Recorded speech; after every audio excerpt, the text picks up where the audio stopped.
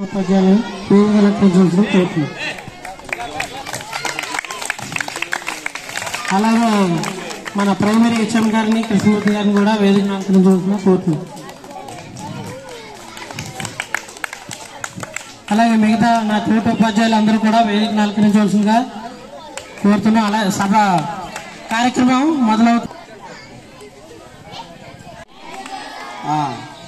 తర్వాత మొదటిగా మన పాఠశాల కేటెడ్ ప్రధానోపాధ్యాయులు శ్రీ సబ్బవరపు సతీష్ గారికి, అలాగే మన మోడల్ ప్రైమరీ పాఠశాల ప్రధానోపాధ్యాయులు ఈ కృష్ణమూర్తి గారికి, అలాగే నా తోటి ఉపాధ్యాయులందరికీ కూడా నా నమస్కారాలు, పిల్లలకి నా ఆశీస్సులు. ఈరోజు ప్రత్యేకత ఏంటంటే, మనం నిన్న 16వ తారీఖు సెప్టెంబర్ 16వ తారీఖున మనం ఓజోన్ దినోత్సవం అనేది ప్రతి సంవత్సరం జరుపుకుంటాం ఓజోన్ డే సందర్భంగా. మరి మొన్న నాకు అనుకోకుండా వేరే డ్యూటీ వేయడం వల్ల దానికి హాజరవడం జరిగింది.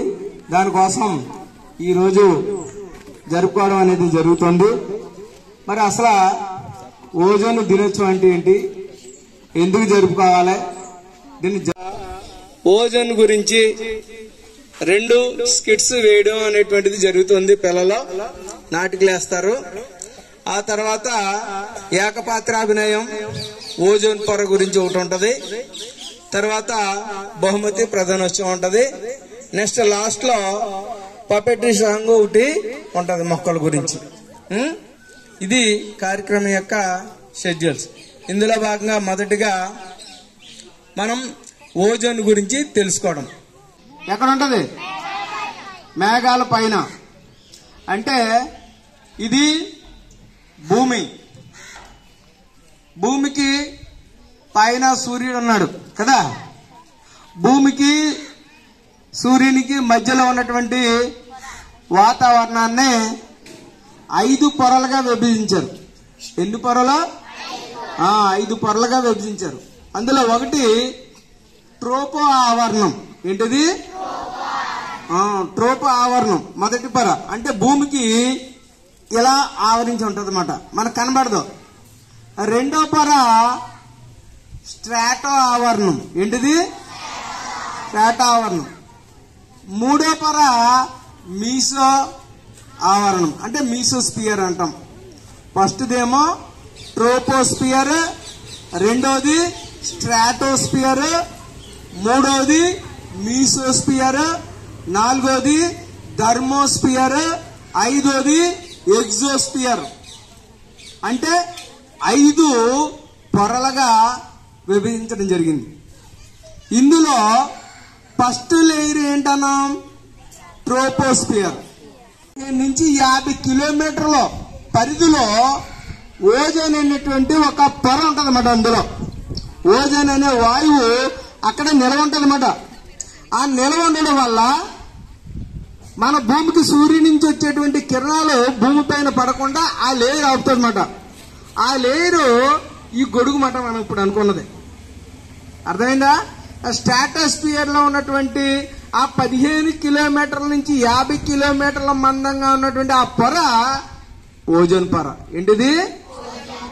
ఓజోన్ పొర. ఇది అర్థమైందా? ఈ పొర ఎలా ఉంటదంటే ట్రాన్స్పరెంట్ గా ఉంటది. యువతల నుంచి చూస్తే అవతల అర్థం ఎలా కనబడుతుంది, యువతల నుంచి చూస్తే అవతల కనబడుతుంది. కళ్ళజోడు చూస్తే ఈ లెన్స్ లో అలా ఉంటుంది. కానీ ఈ పొర ఏం చేస్తుంది? ఓజోన్ పొర భూమి నుంచి వచ్చేటువంటి సూర్యకిరణాలు అన్నింటినీ భూమి కిందకి పంపించదు. చెప్పండి, ఇప్పుడు సూర్యకాంతి నుంచి ఏమొస్తాయి? మనకి ఎనర్జీ వస్తుంది అన్నాం. తర్వాత విటమిన్ డి తయారవుతుంది. సూర్యకాంతిలో ఎన్ని కలర్స్ ఉంటాయి అన్నాం? 7 కలర్స్ ఉంటాయి అన్నాం కదా. తర్వాత అదే కాకుండా సూర్యకాంతి ద్వారా ఇంకా మనకి వేడే కాకుండా ఇంకా కొన్ని రకాల కిరణాలు కూడా వస్తాయి అన్నాం. ఆ కిరణాలు ఏంటి? అల్ట్రా వైలెట్స్, అంటే అతి నీలోతి కిరణాలు, పరారుణ కిరణాలు, గామా కిరణాలు, ఎక్స్ కిరణాలు, ఇన్ని రకాల కిరణాలు వస్తాయి కదా. ఈ కిరణాలన్నీ కూడా భూమి మీదకి పూర్తిగా రావు, కొన్ని మాత్రమే వస్తాయి, కొన్నింటిని ఆగిపోతాయి.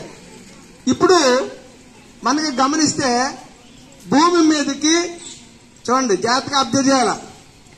సూర్యుడి నుంచి వచ్చేటువంటి కిరణాలలో అల్ట్రావైలెట్స్ అనే కిరణం ఉన్నది. అతి నీలలోహిత కిరణాలు అంటారు దాన్ని. ఈ అతి నీలలోహిత కిరణాలు 3 రకాలు. ఏంటంటే అల్ట్రావైలెట్స్ ఏ, అల్ట్రావైలెట్స్ బి, అల్ట్రావైలెట్ సి. ఈ 3.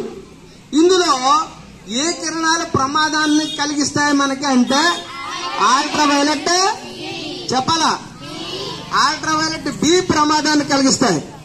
అల్ట్రావైలెట్ ఏ అనేది మన చర్మం మీద పడితే మనకి విటమిన్ డి తయారవుతుంది. అర్థమైందా? మనకి ఏం తయారవుతుంది?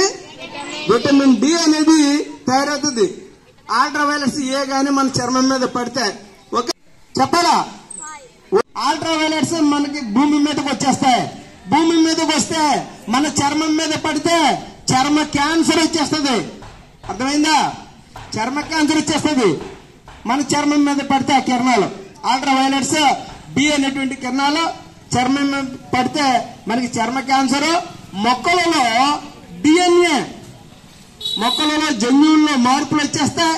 కొత్త కొత్త మార్పులు వచ్చి మొక్కలో కాయడం అనేది రాదు, దాని యొక్క ఆకులు రాలిపోతాయి.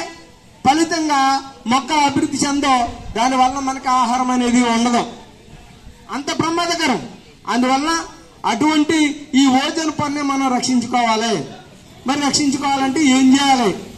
ఆక్సిజన్ ని పెంచాలి. దేన్ని పెంచాలి? ఆక్సిజన్. ఈ ఆక్సిజన్ అంతా కూడా ఓజోన్ గా మారుతుంది. ఎలా మారుతుంది చూద్దాం. ఇక్కడ మనకు చూడండి, ఇక్కడ చూడండి మనం ఏం చేస్తున్నాం అంటే, ఇక్కడ జాగ్రత్తగా గమనించండి. ఫ్యాక్టరీలు అలాగే వాడేస్తున్నాం మనం. పొలాలని అన్ని కూడా కప్పెట్టేసి ఫ్యాక్టరీలు కట్టేస్తున్నాం, ఇల్లులు కట్టేస్తున్నాం. దీని ఫలితంగా పొల్యూషన్ అనేది పెరిగిపోతుంది. వాతావరణంలో ఉన్నటువంటి వాయు కాలుష్యం పెరిగిపోతుంది.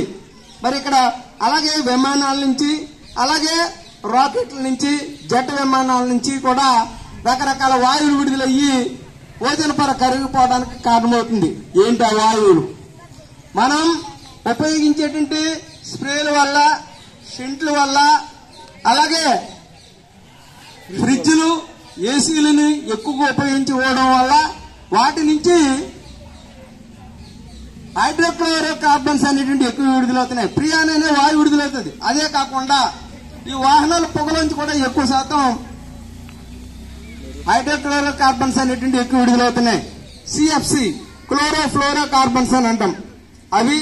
అలాగే బిఎఫ్సి, బ్రోమో ఫ్లోరో కార్బన్స్. ఇవన్నీ కూడా విడుదలయ్యి ఈ ఓజోన్ పొర కరిగిపోవడానికి కారణం అవుతున్నాయి. ఇది అర్థమైందా? మనం పీల్చుకునే గాలి ఇది 2 ఆక్సిజన్ పరమాణువులు కలిసి ఏర్పడింది. దీన్ని ఆక్సిజన్ మాలిక్యూల్ అని అంటాం, అణువు, ఆక్సిజన్ అణువు. అర్థమైందా? ఈ ఆక్సిజన్ అణువుని మనం పీల్చుకుంటాం. మనం పీల్చుకునే గాలిలో ఉన్నటువంటి ఆక్సిజన్ ఇది 2 పరమాణువులు కలిసి ఉంటాయి. విడిగా ఉంటేనేమో ఆటం, పరమాణు. 2 కలిసి ఉంటేనేమో అణువు. ఇది ఆక్సిజన్ అణువు.